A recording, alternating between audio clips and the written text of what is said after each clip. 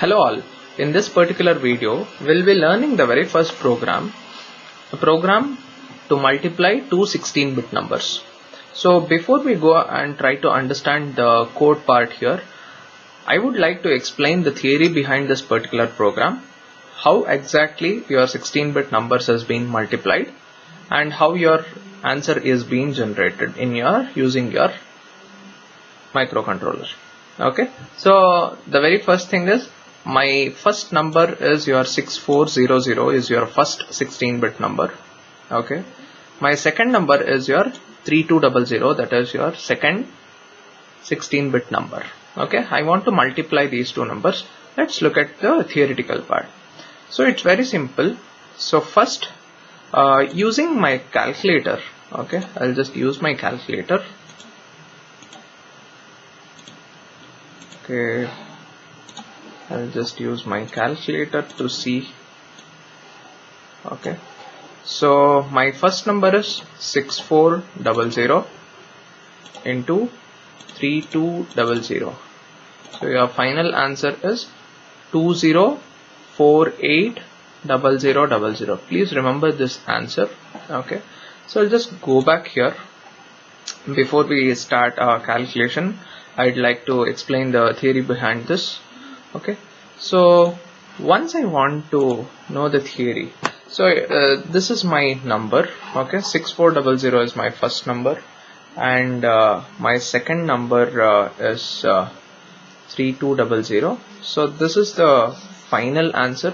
So what's my final answer? I'll be writing it over here.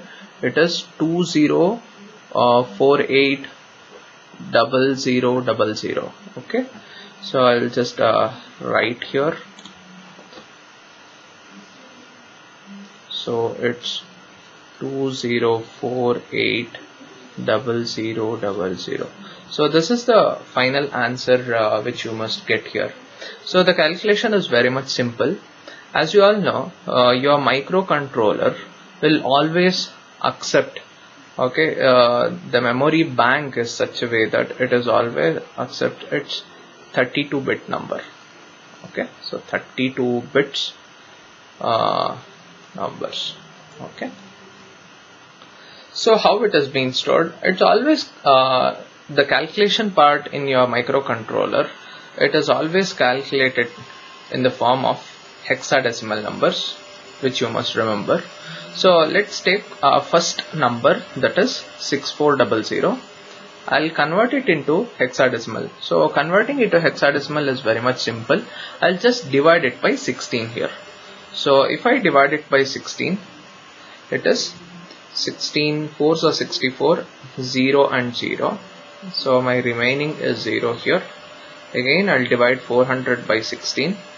16 2s are 32. Here I have 8 remaining, and 16 5s are 80. So it is 0. Next I'll divide it again by 16. 16 1s are 16, and I have 9 remaining. So my 6400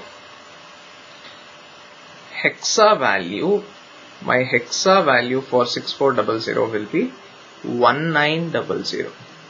So similar to that, I'll be calculating your hexa value for 3200 also. So 3200, I'll divide it by 16. 16 2s are 32, 0 and 0. So 0 remaining. Okay, I'll take 16 again. Okay, so again 16 2s are 32. Okay, 16 2s are 16, 1s are 16. I have 4. Okay, 16 2s are 32. I have 8 remaining. So again I can't, 12 is not divided by 16. So here the answer you have got for 3200 is 1280. So in hexadecimal, your 12 is represented as C. Please know this particular concept within your hexadecimal. So after your 9 is represented by, okay, so after your 9, 10 is represented as A, 11 is represented as B, 12 is represented as C, 13 as D, 14 as E, and 15 as F. Okay, so this is very much important to do the calculation for your further also. So your answer for 3200 will be C80. So this is your converted hexa number for your 3200, and 1900 will be your hexadecimal value for your 6400. Now let's look at the hexadecimal value for your 20480000. Okay, so 20, I'll just write my number 20480000. Okay, this is my number. Okay, so I'll just divide this number by 16. You will be getting 128 followed by 4 zeros. Okay, so I'll divide it again by 16.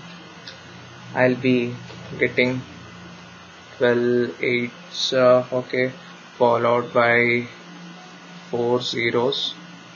Okay, here it is 0 remaining, here it's still 0 remaining. Okay, next I'll divide it again by 16. 16 5s are 80 followed by 3 zeros. The remainder is 0 here. I'll again divide it by 16. Okay, so 16 3s are 48, have 2 remaining, 16 1s are 16, 4 remaining, and I have 2, so my remaining is 8. I'm just dividing, guys, that's it. Okay, so 16 19, I'll get, the remaining is 8.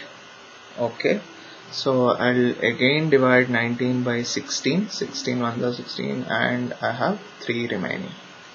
So your hexadecimal value for your this is your value, that is hex value for 20480000, which is equal to this is your hexa, that is 1388000. So this is your final answer, guys, that you must get in your output. So this is the final answer, and this is the manual calculation how we do. Now let's go and look at the code part and go step by step how does it works. Okay, so I'll just go back to my code here. Okay,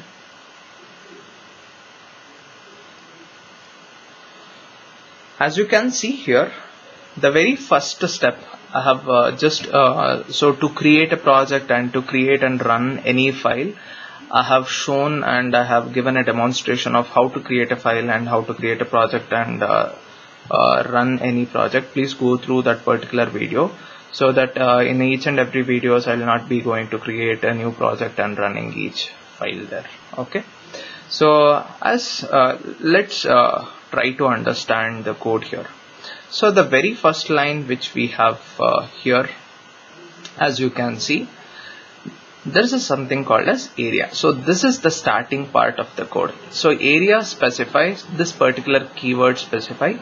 This is the type of the memory block which it is using, and multiply is your name of the memory block which you are giving, and what type of storage which you are storing in that particular memory. Only your microcontroller can store 2 types of things. One is your data, and second is your code. As we have discussed in the theory part also, it can only store 2 types of things, that is either it can store data or it can store code. So which type of thing that I am storing it here? It is your code.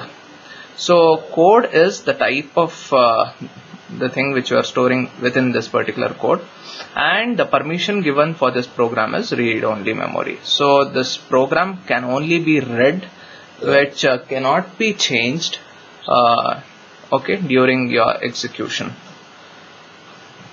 Next, subsequently we'll move further. Okay, so my second line which you have which you can see here is your entry section. So entry section clearly indicates your first instruction to get executed, so your control is transferred.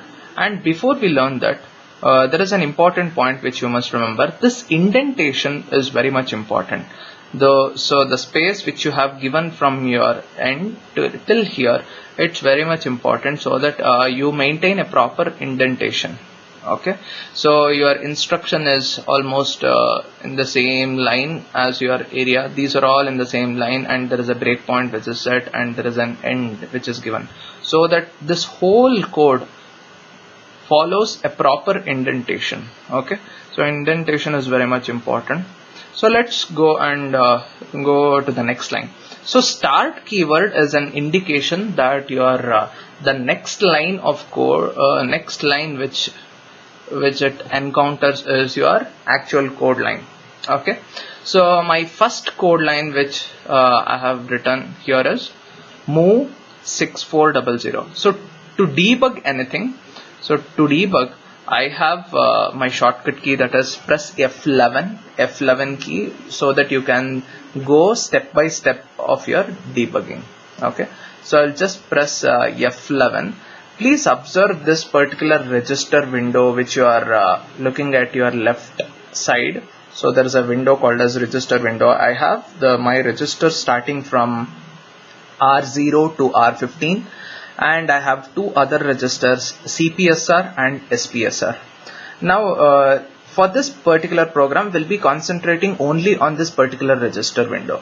I have few other windows called as disassembly window, and below you can see I have command window and call stack window, which is used for various representations like memory representation and also step by step representation of memory chunks which is present over here. Okay, so first I'll be using only register window. Okay, so I'll just press F11. Please observe what is my first line of code which I have written. My first line is move R1, 6400. It means that 6400 and 16-bit number is taken into register R1. Okay, so R1 is storing 6400. Okay, I'll click F1 now. So F1 is getting 6400. Now please don't get worried why it is storing 0x0000 and 1900. As I told you guys in the theoretical part, so always your microcontroller takes your hexadecimal value of the particular number. So 6400 is storing in my register R1. So what is the value associated with 6400? It is 1900. So your 1900 is stored in your register R1. So 1900 is being stored. Similarly, I'll click F11 again. I'll click F11. So now register R2 has got the value C80. So this is your hexadecimal value for 3200. Again, what is my third instruction? Third instruction is multiply R3, R1, R2. So here you need to understand that R1 and R2 is, how do you read this particular multiply instruction is very much important. So I'll read multiply instruction as, so this is how you have written, right? Multiply, MUL, R3, R1, R2. It means that R1 and R2 is multiplied and the resultant is stored in your R3. Okay, so be clear. So when I execute the multiplicated value, the answer will be stored in your resultant R3. So what's the answer? As you all know, so the answer will be this thing. So when I multiply this 6400 and 3200, this is what the answer which we have got, 20 480000. The hexa value associated with this is 1388000. So this is my final answer, which will be stored in register R3. Okay, so let's go and check whether we have got the same answer. Okay, so here I'll click on F11 again. So click on F11. So now, as you can see, in register R3 I have got the answer 0x0138800. So this is my final answer. So soon after you just have generated your final answer, you want to terminate the program. So before terminate, I am setting a breakpoint called as B here. So this is your breakpoint. This is the name given to this particular breakpoint. So the name can be anything. Here it has been written as XXX. Okay. So it can be any name which you can give. You can just type A space B and space A. Okay. It's not mandatory that you have to give only these particular names. It's a conventional method. Okay, so after setting your breakpoint, so the question is like, if you don't set the breakpoint, please check for this. Okay, if you don't set the breakpoint, so it usually gets into a terminating condition. Don't get terminated, and it will be continuously executed. Okay, so after this line there is something called as end, which will be writing to end this particular program. So as a whole, what we have learned here is, the very first step is the indentation. So the indentation must be in a proper manner. Okay, so any program will be started with the keyword area, the name of the program, which type of area it is filled with. It is code area, and it is read only. Okay, at some part of the program will be changing this to data. Okay, data in the subsequent program, and here will be using this as read write. Okay, read write only. Okay, so similar to this we'll be using. So this is how you this is a simple program to demonstrate your two 16-bit numbers. So I hope so you have clearly understood the multiplication operation, how exactly our multiplication operations is being done over here. So kindly go through the code part, which I have given in the description of this video. I have given the link to download your code. Okay, you can just download the code over there, and you can just copy paste the code and start running the program. Thank you.